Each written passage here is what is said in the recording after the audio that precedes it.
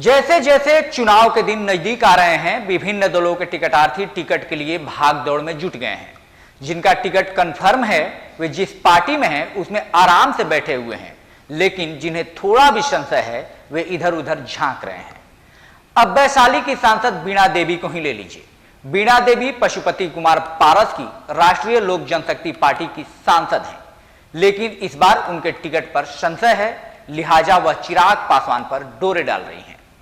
सूत्र बताते हैं कि बीणा देवी चिराग पासवान की पार्टी लोजपा रामविलास से टिकट लेने की फिराक में है।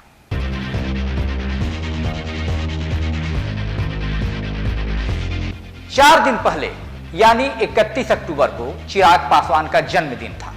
तमाम लोगों ने उन्हें बधाई दी, लेकिन बीणा देवी का बधाई देना बेहद चर्चा में है।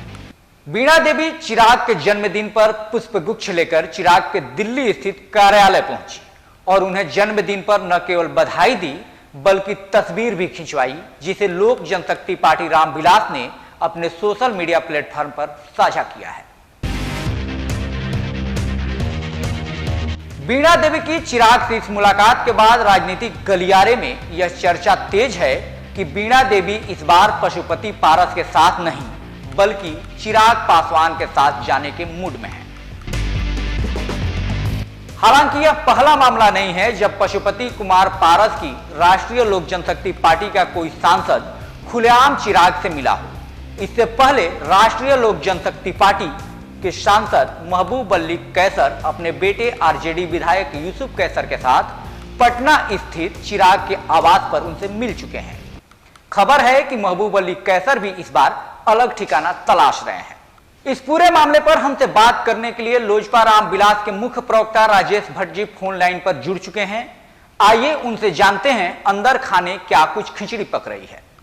राजेश जी, पहले जो है महबूब अली कैसर मिलते हैं चिराग पासवान से और फिर राष्ट्रीय लोक जनशक्ति पार्टी की ही सांसद जो वैशाली से हैं बीणा देवी जी चिराग पासवान से जन्मदिन के बहाने मिलती हैं। क्या कुछ खिचड़ी पक रही है, क्या कुछ चल रहा है अंदर खाने में? देखिए, राजनीति में राजनीति से ऊपर भी एक व्यक्तिगत रिश्ते होते हैं और उन रिश्तों के तहत किसी के भी सुख दुख में अच्छे और बुरे अवसर पर कोई किसी से मिलता है तो इसका कतई राजनीतिक मायने नहीं लगाने चाहिए।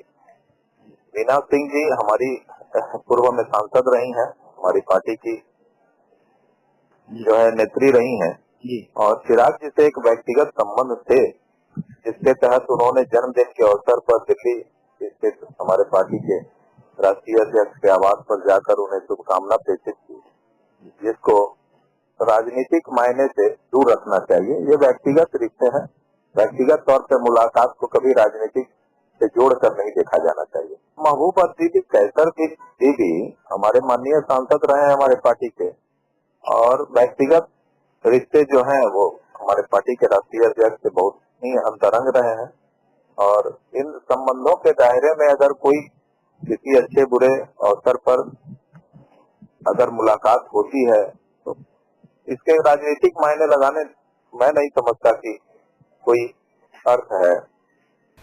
तो आपने सुना क्या कुछ कहा लोक जनशक्ति पार्टी रामविलास के मुख्य प्रवक्ता राजेश कुमार भट्ट ने।